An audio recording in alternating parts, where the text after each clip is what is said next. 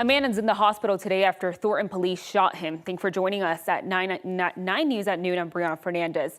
Officers responded to Washington Street just before 8 last night, where a person was firing a gun into the air. Now, police say that man pointed the gun at officers when they got there, then barricaded himself inside his car. Now, during negotiations, police say he shot his gun, killing his dog. Officers say he got out of the car about half an hour later and fired at them. They fired back, hitting him. Police say he's had serious injuries. The officer who shot is also on leave as part of protocol. Now, from Denver to Commerce City and Aurora, it was a violent weekend in the metro. Today, we learned 6 people were killed, at least 12 shot and 3 stabbed. 951 Monaco Street, 5951 Monaco Street, Paradise Island Pool. Multiple callers, one party shot in the chest, fire medical en route. Saturday night, Commerce City police say they found a person dead in a yard near the Paradise Island Pool in Monaco. A person of interest was taken into custody, and then overnight, officers were called to 65th and Monaco. A person was shot inside a stolen car out of Thornton, but the people in the car took off, leading officers on a chase until the car crashed in Aurora. The passenger with a gunshot wound died. Police arrested another passenger and the driver. Now, an update now to a shooting that happened Friday night in Commerce City. Police found a man and a woman shot in a 7-Eleven parking lot along 104th and Highway 85. That man died Saturday, and within the last 15 minutes, officers revealed that woman died as well. Commerce City police also found the body of the person suspected in those shootings. They say he died by suicide Saturday night.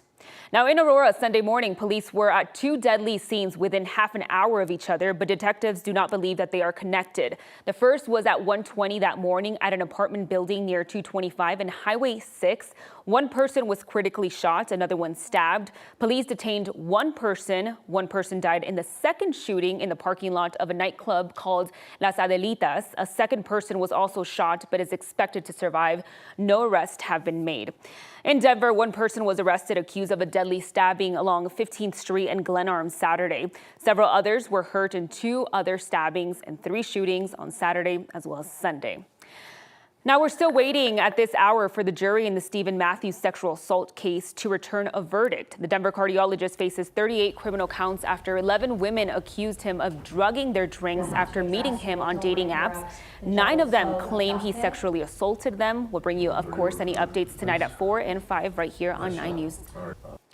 Now, an investigation is underway into what sparked an apartment building in Aurora to catch fire and force people out of their homes. Crews got the call for a fire at Hamden and Tower Road around 4:45 this morning. Now, when they got there, they saw heavy fire on the backside of the building, and it didn't take long to request more support. People were already safely out of their apartments when crews arrived. No other injuries were reported either. Investigators are looking into what caused this as well as where the fire started exactly. Looking across downtown Denver, our skies are blue right now. It looks beautiful out there, but this afternoon could be a very different story. So joining me right now is Corey Reppenhagen with our 9 News Weather Impact team. The weather we had last week is basically long gone. Very different this week. Yeah, we've had a lot of rain fall across the state of Colorado today, the last several days, and we're going to see a lot of thunderstorms today. Big potential out there. We already have a few starting to fire out there, one up here in northern Larimer County, but this radar will light up with storms later on this afternoon very shortly.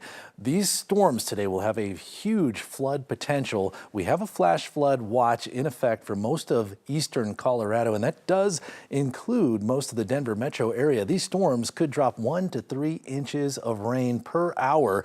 That could cause flooding in Burn Scar, and it won't even take a burn scar to cause flooding with that type of rain. Here's your timeline going across the Denver area. Look for those storms between 2 and 4 o'clock today. That's our best chance here, as that'll drop the temperatures down pretty low once the storms roll through. Here's the forecast: high temperatures across the rest of the state there.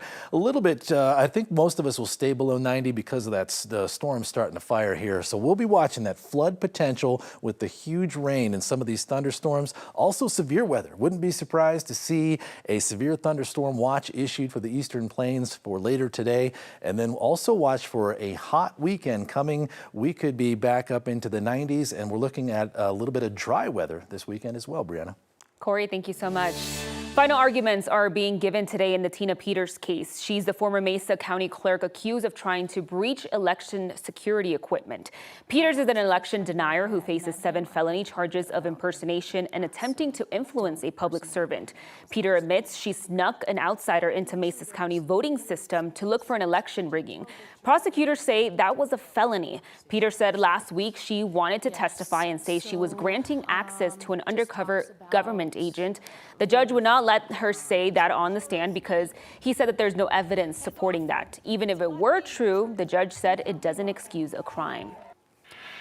And today, the Denver City Council will have its first reading on a possible sales tax increase to help fund affordable housing goals. The proposed ballot initiative would raise the city sales tax 0.5%, which would equal an extra 5 cents added to a $10 purchase. The mayor's office believes that would bring in $100 million a year. If council members okay it, it would then go before voters in November.